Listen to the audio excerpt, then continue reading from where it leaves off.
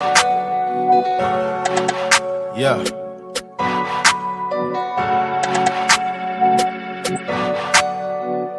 Cut it, cut it, cut it, cut it, cut it, cut it, cut it, cut it.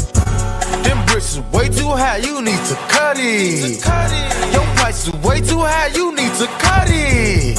Cut it, cut it, cut it, cut it, cut it, cut it, cut it, cut it. Them bricks is way too high, you need to cut it. Your price is way too high, you need to cut it. Running through bands on the regular, hitting my plug on the celly. Tell my sorry, my bad. I'ma skate off in a Rari. Keep 36 by my side. I'ma go bake me a pie. Keep 45 on my side. Die. Blood. All of my say cuz. OT, I found me a plug. I got it straight out the mud. Keep it 100, no bugs. I'm feeling low with the busting it down in the tub. Pay me my money in dubs. Hey, sorry I'm not with the gimmicks. How you playing with a hitter for image? I know every DJ but the academics. Say hit the flow and broke boys had a scrimmage. You say you a robber, I'm saying. So why you ain't throwing my bands? Glizzy gang, we Taliban. AK them boys who don't eat no ham. Them pussy hop out the band. Spray you at two of your mans. I'm going to DR in the morning. My better go see a fan. These rappers, they not gonna ride. Security not on your side. They gotta know that ain't gon' slide. They gotta know that ain't gon' slide. You better keep one by your side. You better keep one by your side. I just get on to the guys. They shoot in his eye. We don't give a sir. We don't give a who you with. We don't bang. You a you with the gang. Cut it, cut it, cut it, cut it, cut it, cut it, cut it, cut it. Them bricks is way too high, you need to cut it. Your price is way too high, you need to cut it. Cut it, cut it, cut it, cut it, cut it, cut it, cut it, cut it.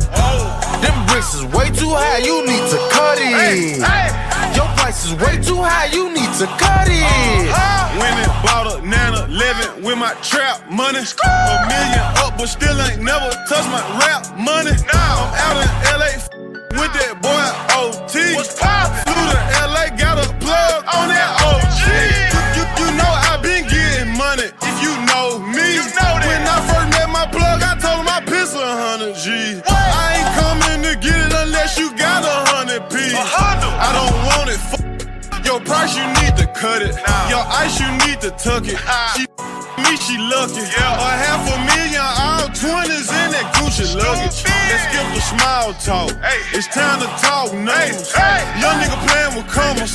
Might go get a land for the summer. I been out here in these streets all my life hustling. My beefing, then I'm beefing wrong, but right I'm busting. My trap house, I love it. Put some forges on my old school and I had to cut it. But should I put a roof in it? Cut it, cut it, cut it, cut it, cut it, cut it, cut it, cut it, cut it. Them bricks is way too high, you need to cut it. Your price is way too high, you need to cut it. Cut it, cut it, cut it, cut it, cut it, cut it, cut it, cut it. Them bricks is way too high, you need to cut it. Your price is way too high, you need to cut it. Hey, yo, Scotty, you going crazy for this one. We see what you're doing, we salute you. Hey, let's get it started. It's backpack, Capital One. What's in your wallet? Got a call from my man A. Scott. I said I got it. Love that you highlighting all of these black colleges. Try to pay me for doing this. Look, bruh, if you don't get off my line with that foolishness, voice of the swag, pull up where you at. No cap if the Brody is speaking the soft facts. My advice, tune in to every show. In college, I'm glad that he called me. Walk it, cause we all been taught that talk is cheap. Even primetime knows Scott for the HBCU streets.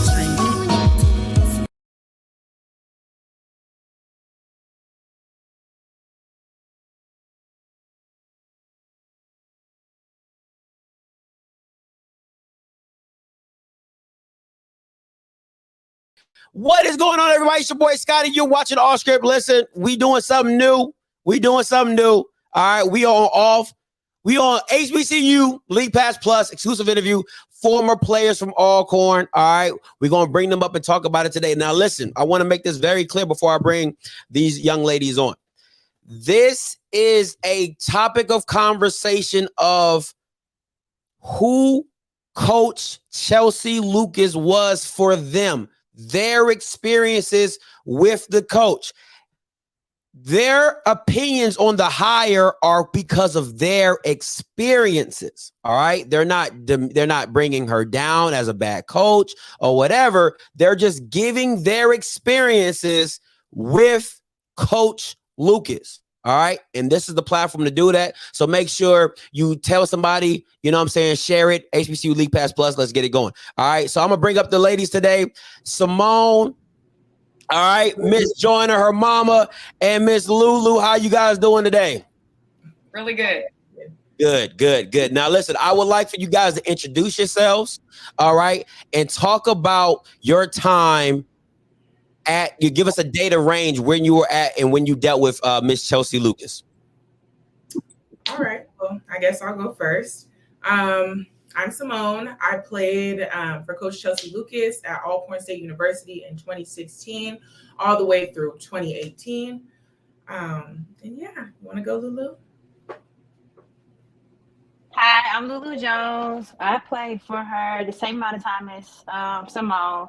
So from 2016 to mostly 2017 because I was a senior. So I was leaving out 2018. Hi, my name is Candy Joyner. I am the parent advocate of Simone Joyner and Lulu. Okay. Now, ladies, let me ask you this, right? Why now? That's the biggest question that everybody wants to know. Why now are you coming and telling your story or in your opinions about Chelsey Lucas now? Well, just to kind of clear it up, I've been telling my story. Lulu and I both have. It just wasn't heard and being taken in by our athletic department. But when I seen this happening again and again, I mean, I chose to go to HBCU to be around Black people. I love Black people. I want good things for my people. So to see this continuously happening and knowing what they're feeling and what they're experiencing, it breaks my heart and I don't think I can watch it anymore. Personally. For me, so to speak, as Simone said, we have been fighting this fight for a long time. It died down a little bit after I graduated because I strongly didn't like her. But I realized like my experiences, I can't change the past. I'm gonna let it go. But what I did do is I hope that maybe after me, she would have gotten better. Mm-hmm. I really did. And then when she went to UAPB, I was like, okay, maybe this is the time she's gonna get better. But hearing what's going on for Grambling, like Simone said, I don't want to see any more Black women players destroyed by her again, or affected by her again, because no one deserves that at all. And Miss Joyner, I know your daughter Simone is a part of this process for you. You supporting your daughter at this moment. Why now? Why do you feel both of you guys' voices need to be heard at this point? When everything ended at Alcorn, when Simone graduated in 2019, I told myself to just let everything go, not to follow this coach's career, leave it alone. Simone was graduating, everything was over. But of course, it has had a huge impact on us as an athletic family. Mm-hmm. Simone still coaches. She's working with young women. And I want Simone to be a good coach if that's what she wants to be. I don't want her to experience some of the things that she has. But by the time this has happened 4 years later, I guess, at Grambling, it just seems to be a pattern of behavior because we chose not to say anything while she was at Pine Bluff. Mm-hmm. And when Simone found out that the girls at Grambling had her as a coach and just made a simple comment, from there, the whole thing just kind of spilled out. And I just don't think we can ignore it anymore. Now, for the young ladies, how was it in the beginning when it first came about? You heard your new coach was coming in, taking over at Alcorn. What were your initial thoughts from the previous regime? And now that you're seeing Coach Lucas, what were your thoughts and when you first met her?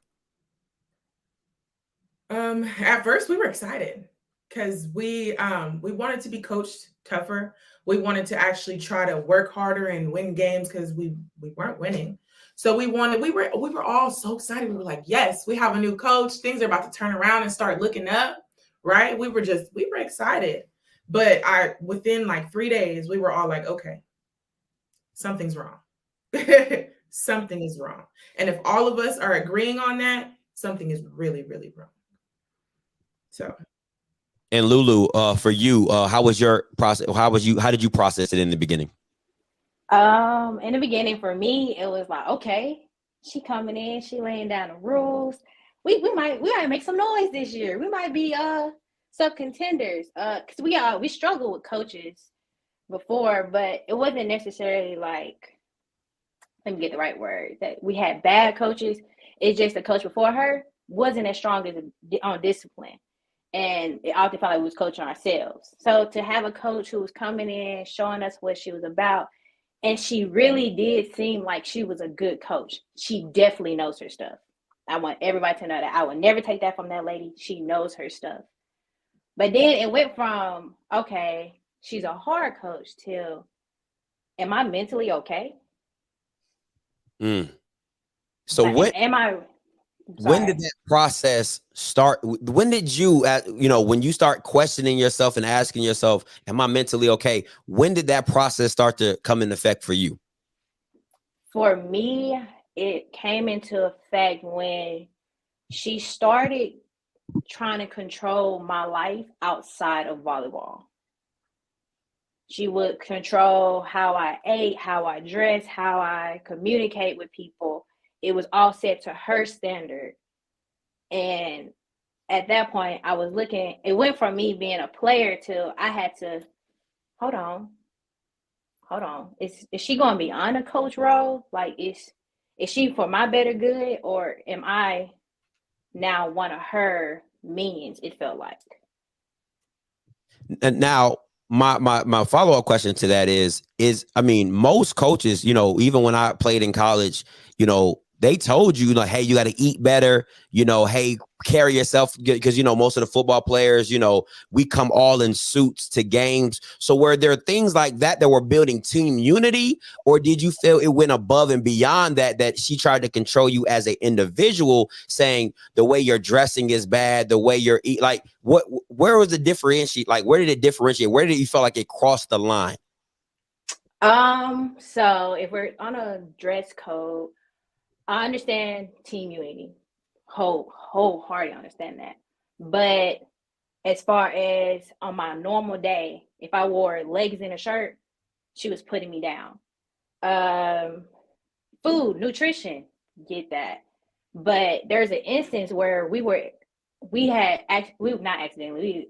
consumed some candy. She made us run. And there was even statements made from the football team, like they were like, hey, y'all don't act the same. And we told them, we cannot talk to you because we're going to be on the football field running just for conversing with you. So it was more. And I'm sorry. So was that a team? Like, when was these rules put in place? And Simone, you can jump in here at any time. When were these rules put in place that, what they look like? Did she sit you guys down and said, you can't talk to boys, or you can't talk to this group of athletes, or was it something to where you crossed the line? You didn't know you crossed the line and now you're getting punished for it. So how did that process work? We crossed the line and then we were punished for it. There was no discussion. She saw us in the training room. Everybody's in the training room, all the athletes, female, male. She saw us in the training room. She's like, you don't need to be talking to them. We're like, huh? Next thing we know, we on the football field. She's talking about, since y'all want to talk to the football boys, y'all going to run on their field. And I understand punishment, but it was the punishment was. I don't understand punishment. But it was just like, because we're saying hello to the boys in the training room, you're going to run us for it. Like, it doesn't make sense to me. We're all athletes. We're all in the training room. Why would we not speak? Is there something wrong with being polite and having manners?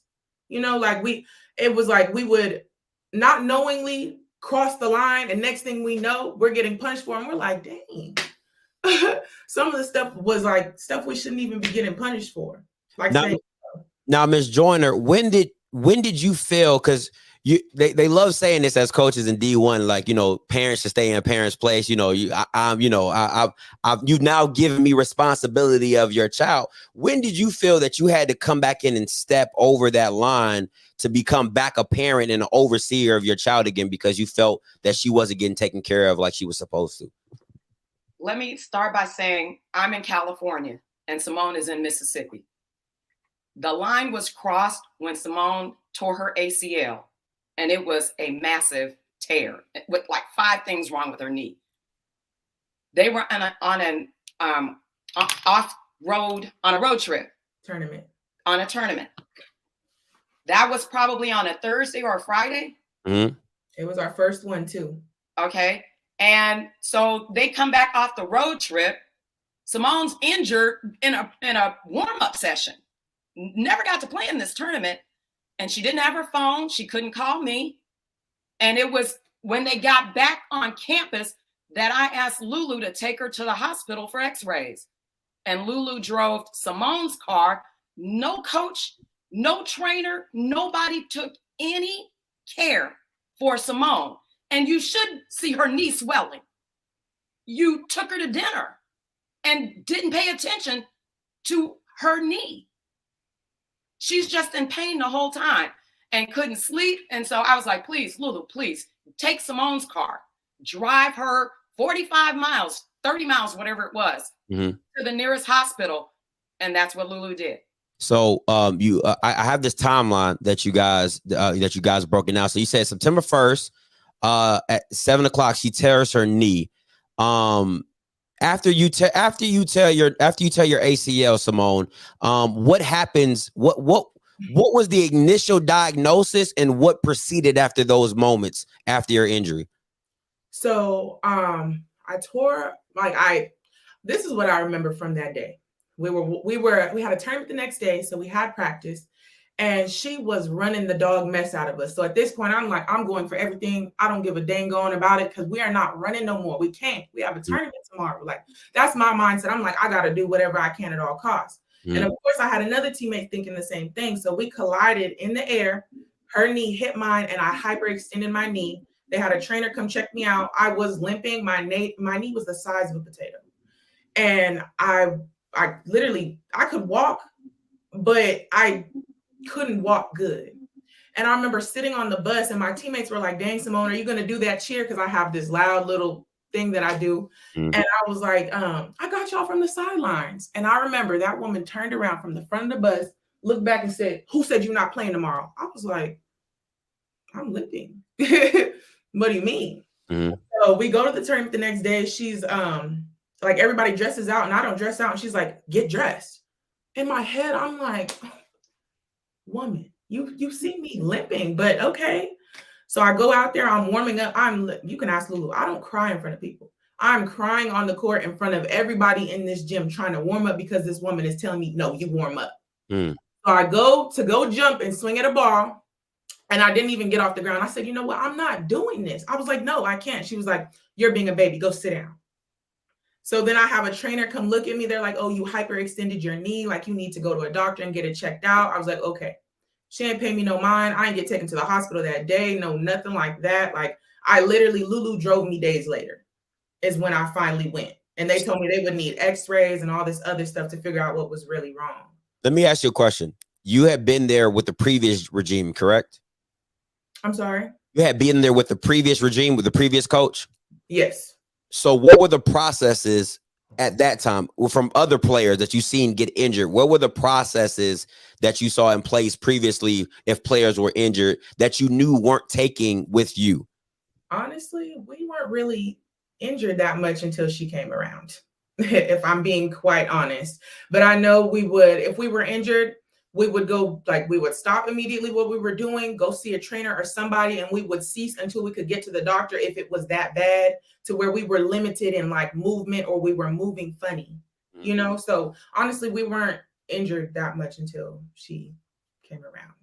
Okay, so Miss Jordan, let me get back to you. So you have this. Oh, I'm sorry.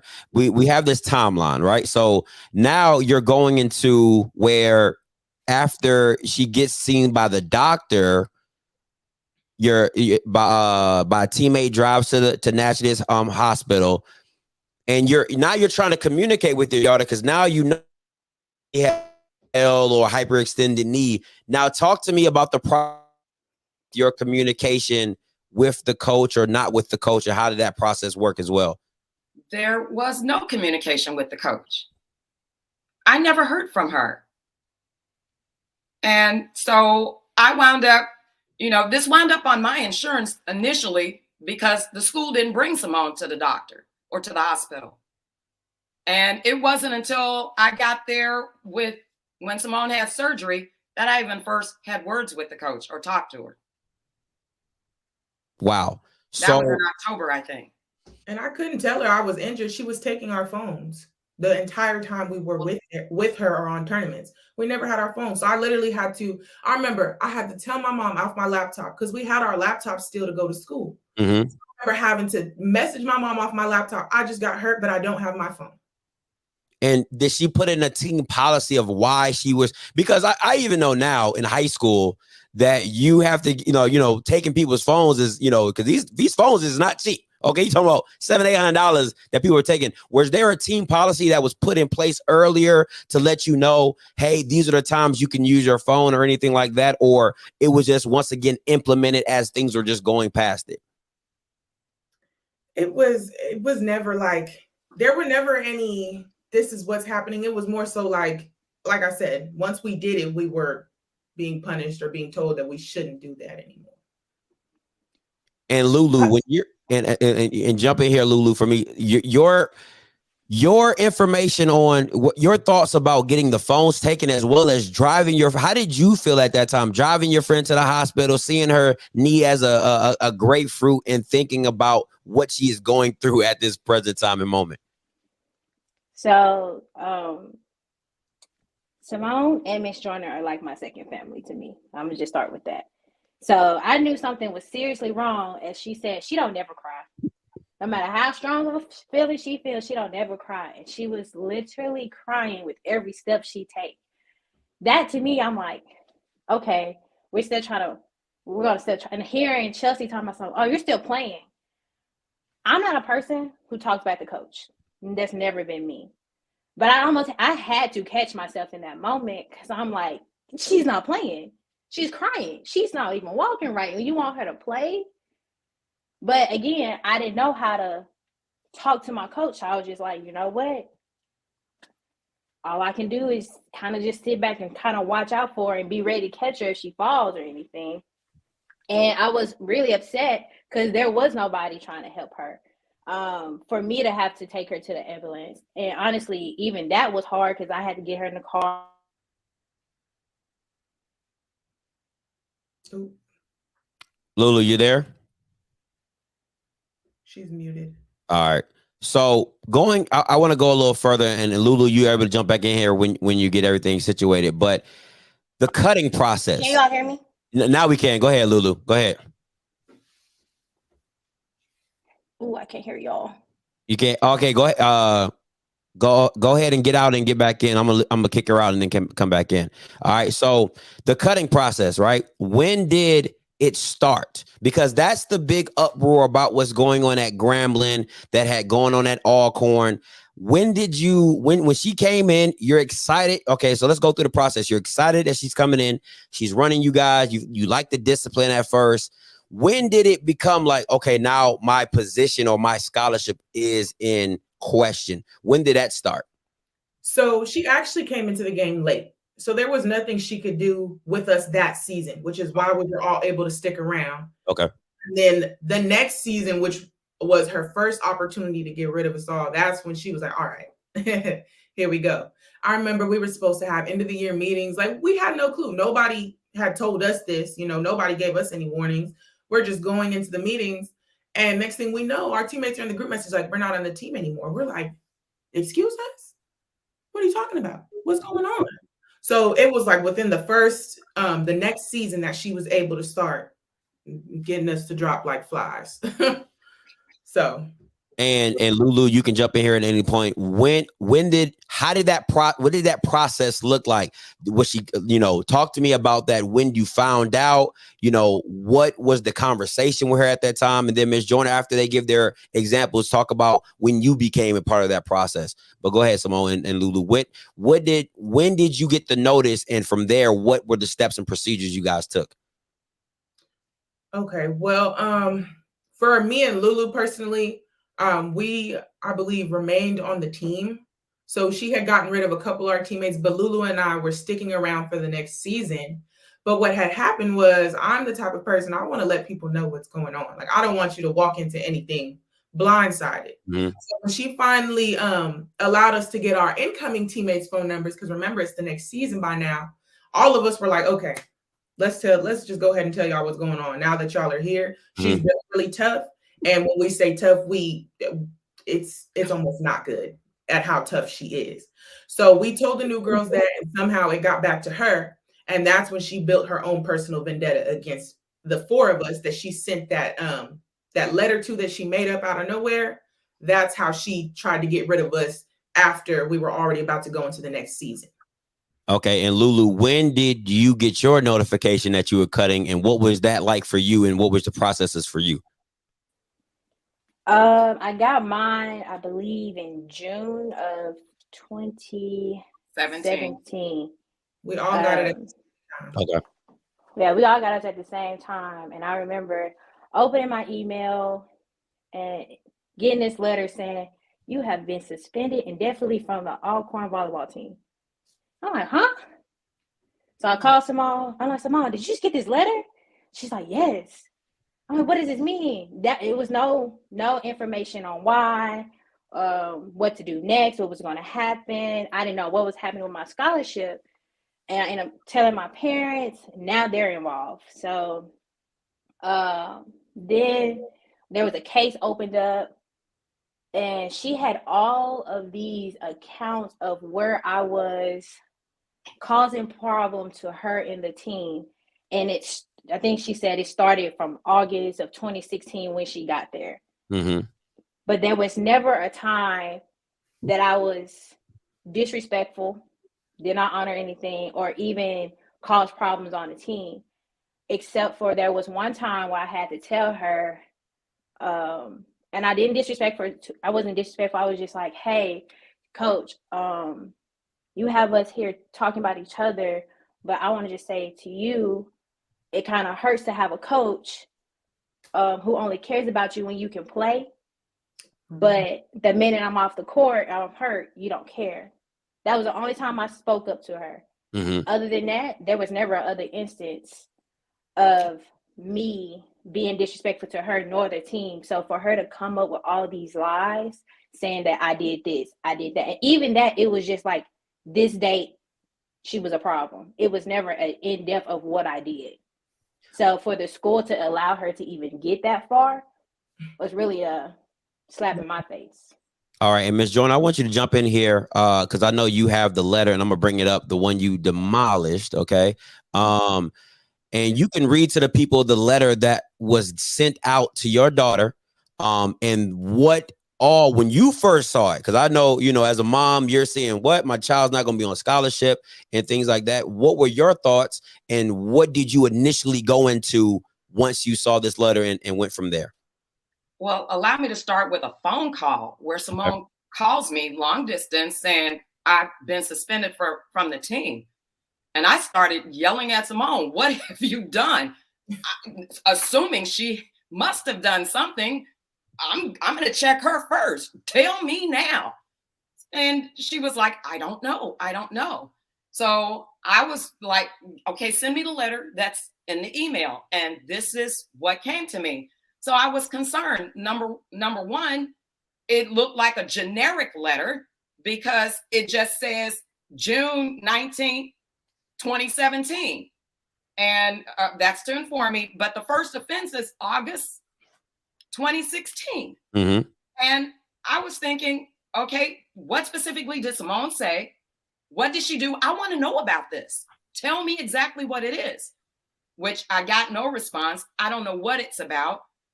Then by the time it gets to September, I'm like, every month she's being disrespectful or saying something, knowing good and well she was injured September 1st. So how much could she be saying that's disrespectful other than, you know, I really don't feel like coming. My knee is killing me. I need to go to a doctor's appointment. I got to go to class. I don't know. Give me more information. And I looked and it went from second warning to a missing third warning, straight to a misspelled fourth warning. And now I'm like, I'm done. What are you doing here? I don't have enough information. You're going to have to give me something hardcore that I can understand, because this wasn't it. And then I found out that 3 other athletes got the exact same carbon letter. All 4 of y'all were doing the exact same thing. What's going on? So you then proceed, after you see this letter, you eviscerate it. All right. What were the processes after? Did you ever get in contact with Miss Lucas? Did you ever get in contact with Derek Horn, the AD at the time? What were those processes? And did any of you guys ever have a conversation one-on-one with Miss Lucas about the suspension letter, or one-on-one with the AD in regards to the suspension letter as well? No, because there were. Go ahead, Lily. Sorry, Mom. Go ahead, babe. There was no talking to Chelsey one-on-one, because if you talk to her one-on-one, your words would be turned, twisted up, turned back around, and essentially be used against you. So never in my mind was I like, oh, let me call coach and see what's going on. Because that would have just further extended that suspension. And then she actually had something to put on the document. And Ms. Joyner, what was your process, going forward, trying to get it resolved about your daughter's suspension? I started writing to the athletic director. I started writing to the NCAA compliance officer on the campus. I wrote to the president of the campus. I even tried to contact NCAA. And did the institution, not NCAA, did the institution ever respond to your remarks? Did they ever respond to your inquiries? Did they ever respond to your questions in regards to your daughter? And Lulu, did they ever respond to, because I'm assuming, either your parents or Mama Joyner is joining in on your behalf and your petition as well. So did anybody ever respond back to you, Ms. Joyner, in response to your petitions? Yes, they all did. And what that was how the suspensions were reversed for Simone and Lulu. The other 2 ladies decided to just walk away. Now, Lulu and Simone, at this point, now you're dealing with the coach. Why stay? That's my, like, if you're having all these issues, right? She's overworking you. She's outrunning you. You guys could have transferred. You guys could have went anywhere else to deal with this. Why continue to stay if she was so, over the top and demonstrative and all? Why stay? For me, my mama can tell you, I was not. I was injured without going anywhere. Yes, first of all, I was a red shirt, so it was gonna be kind of hard for me to go anywhere anyway. Like, I'm hurt. I'm real hurt. My ACL, my lateral medial meniscus, all types of things going on in my knee. And it was just like, I'm not about to let this woman bully me out of where I want to be and where I'm supposed to be. Like, it's just not, I'm not a quitter. And there was no basis for her not to be there other than an injury. And Lulu was a senior. Right. So it was like, why do all this? And I wasn't about to Who's going to benefit from this at this point? And that was in a meeting with Derek Horn. He basically decided, we want Simone to graduate. And I was like, I want her to as well. And that was kind of what squashed most of it. Okay, so my senior year, though, because that was from my senior year. So after me and her just kind of kept having this like internal kind of battle, because she just wouldn't let it go, the athletic director agreed. He was like, I just understand that this environment isn't good for you. And we did bring you here to go to school, and we're going to honor that. So my senior year, I was on a volleyball scholarship, but I was not playing volleyball to protect myself, and the AD saw that. So going forward, past your redshirt freshman year, so your sophomore and junior years, you didn't have any dealings with Coach Lucas at this time? Oh, I had another surgery, so I was still hurt. My knee wasn't getting better. I had a second surgery my junior year. Mm-hmm. So I never really, after that, I was just kind of a witness to everything, like I just was always injured. My knee just couldn't shake back from the things that happened to me that first go round. And by the time, junior season was over, I'm just now getting better and ready to go back. So. Okay. So let's go to the present day. Coach Lucas is at Grambling, right? She's a Grambling alum. What do you say? What were your first thoughts when the cutting process, when it gets hit, when Twitter goes a buzz and you see that Grambling their whole team is getting cut, you see your former coach doing it. What were your initial thoughts, Miss and Simone? You can start off, Miss Joyner, you can go second, and Lulu, you can finish third. But what were your initial thoughts in the process when you saw it all unfolding on Twitter? I actually, when I first saw that she was going to Grambling, I tweeted, I said, I feel sorry for those Grambling girls. And that was the first, that was all I was going to say. And I actually had a Grambling girl reach out to me and say she wanted to talk to me. So I kind of told her, I said, this is what's about to happen. So I wasn't surprised because I told and I shared with them, like, this is what she's going to do. Mm-hmm. And sure enough, I got the text message. As soon as I got the text message, I go on Twitter. I'm seeing it everywhere. I'm like, here she goes. Not surprised. What about you, Mama Joyner? I was, like I said, I told myself I wasn't going to follow her career. She was at Pine Bluff. That was a horrible chapter for us. Simone graduated. Let's just try to do what we're going to do on the rest of our lives. Mm-hmm. And then when Simone told me this was occurring, I was like, oh my gosh, I don't know what happened at Pine Bluff, but if she left Pine Bluff and athletes are coming with her, why couldn't she stay at Pine Bluff with those athletes? Mm-hmm. So now I'm confused. So the whole team, you've got to be kidding me. How could she do that? But I gather she can. But I was shocked, but not surprised. Okay. And Lulu? So I found out Simone had texted me. She was like, she doing her meetings again. I said, what meetings? Scholarship meetings. I said, oh no. And like Mom said, I had left her alone. I had left Chelsey alone, but it was like triggering. I said, she's back to her old ways again. Mm-hmm. And it's very unethical of the way she go about things. So me understanding that volleyball is a business, for sure, this happens all the time. Mm-hmm. But for you to cut an entire team, basically she came there saying, none of y'all are worth it. An entire team. You even see them play. Mm-hmm. You've only been there a month. Mm-hmm. Season hasn't even started. You scrap the whole team, and then you're going to have people walk on that probably didn't play volleyball. I don't get it. And I take issue with the fact that you have these young women reaching out to you, and because it is a non-revenue sport, it appears that you just aren't concerned with what's going on underneath.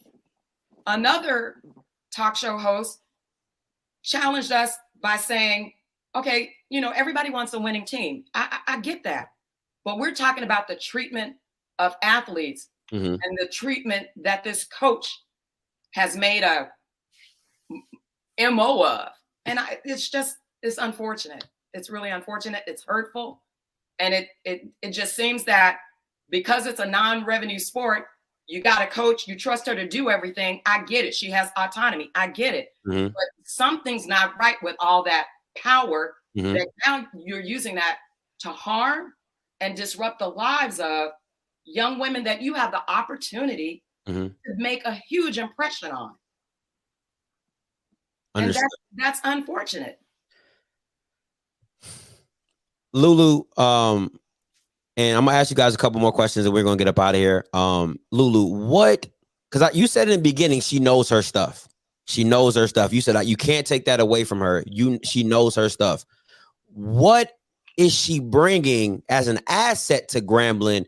And if you were in her counsel, what would you tell her to make this process smoother than what it went at Alcorn? What would you tell her? I would tell her, keep your knowledge, keep that instinct of you wanting to build a team, but let the girls be themselves. Let them have a life. If they're not disrupting anything on the team, harming the name or the image of the team, let them be girls. Yes, they're athletes. That comes first, but they're people first.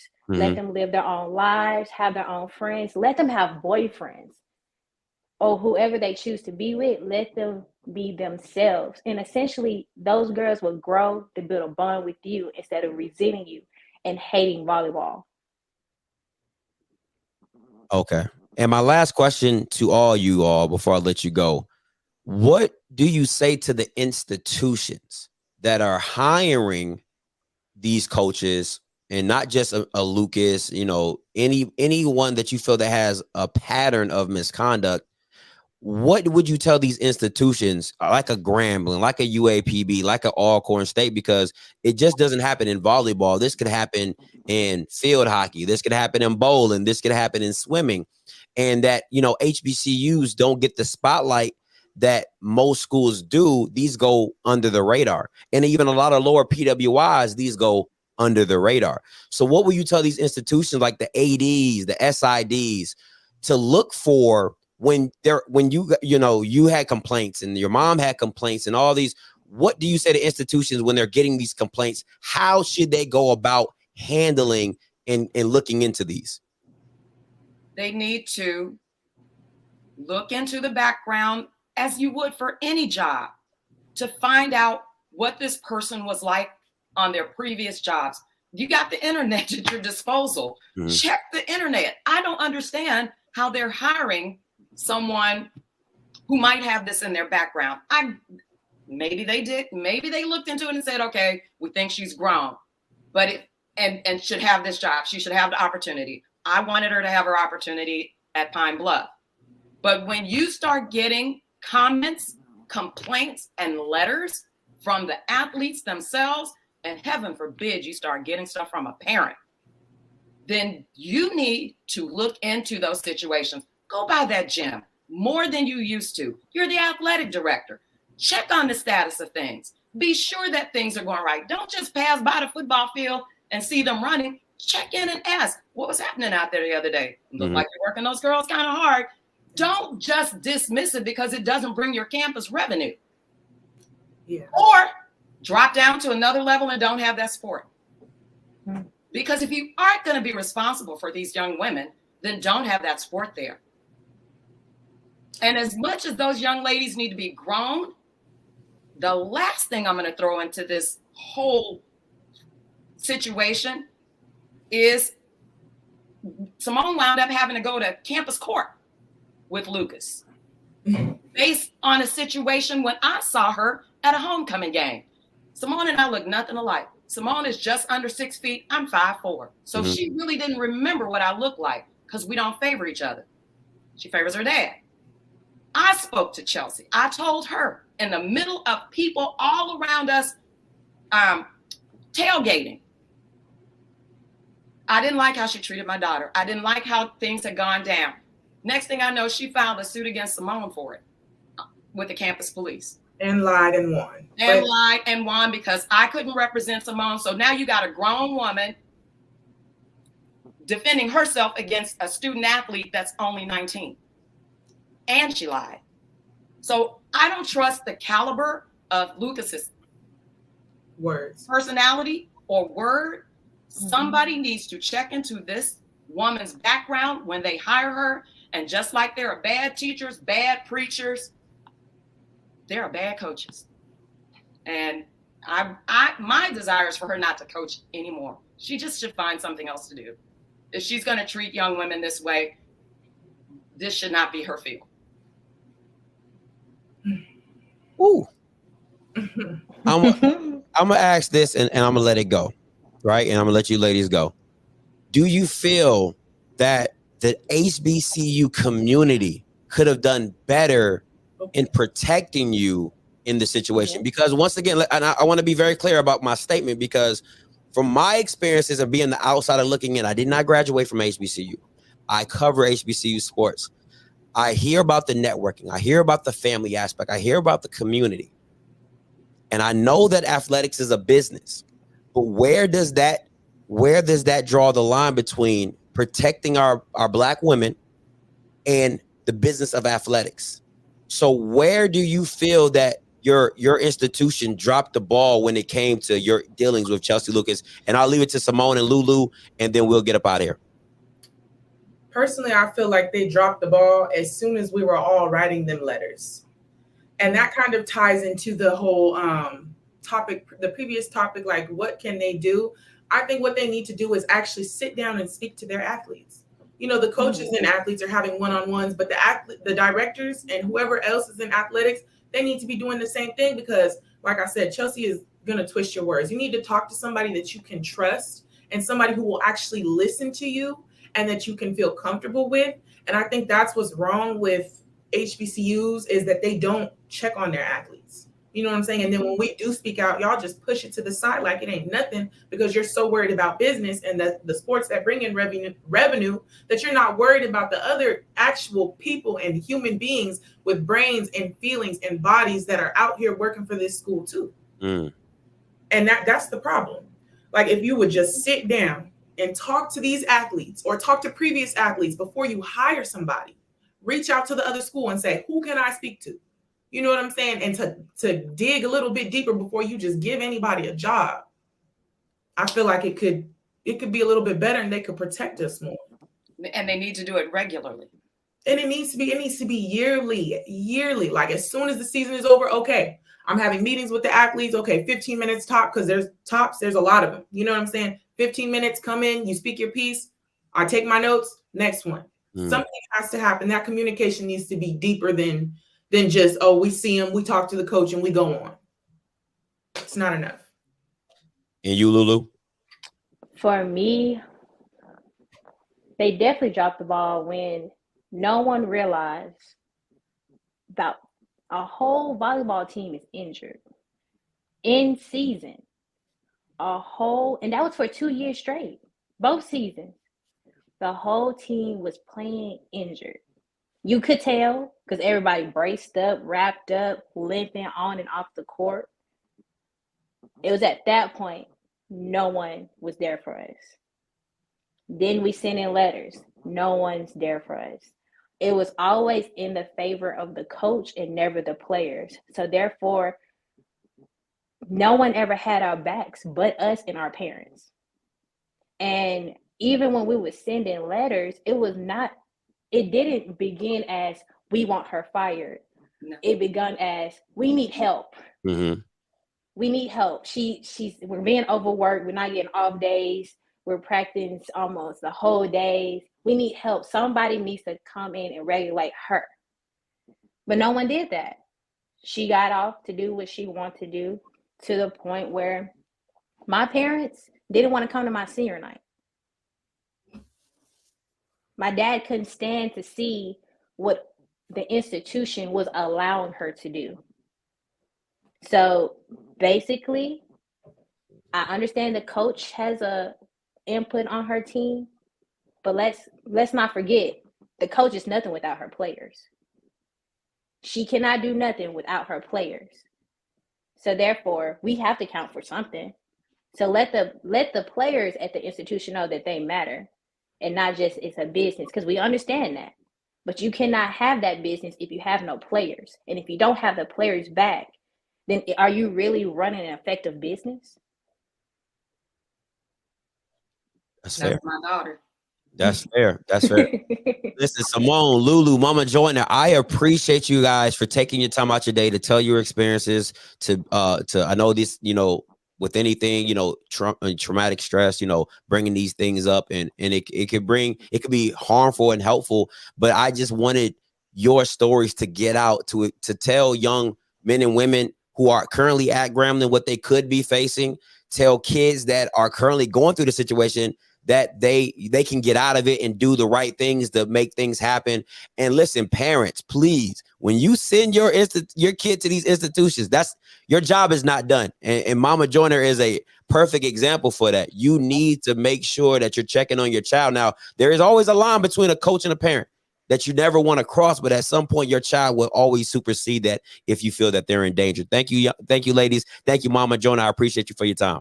Thank you for having me. Thank you for having us. No problem. Thank you, guys. Hey, listen, guys.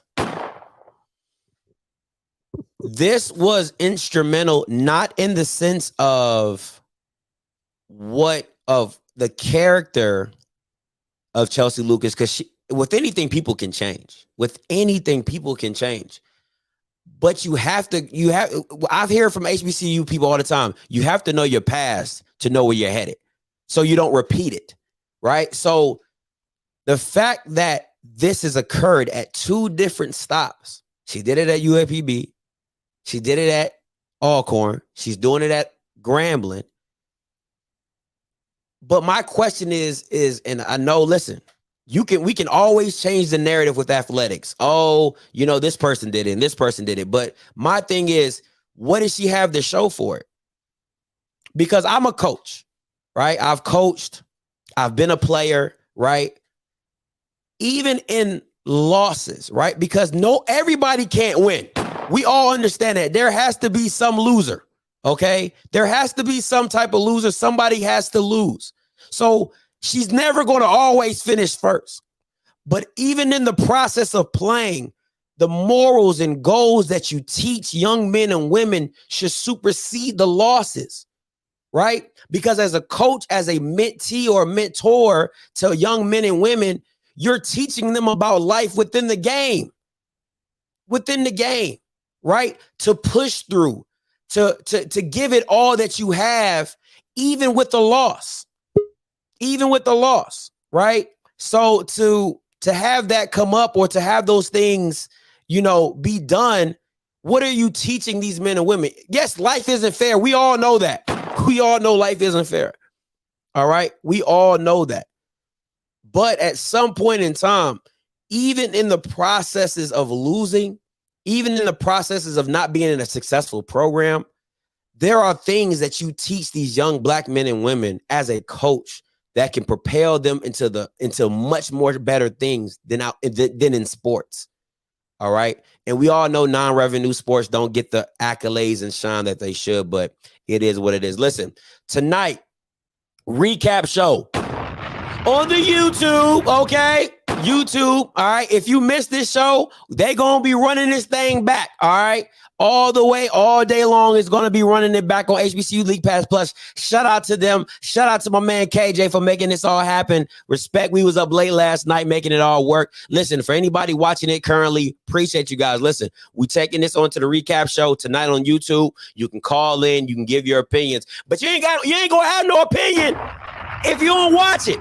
All right, so go back and watch it. Make sure you do what you do. Share. If you listen, you know how I feel. If you hated it, you can call me on my YouTube. Say, Abrion, Scotty, I can't stand your ass. All right.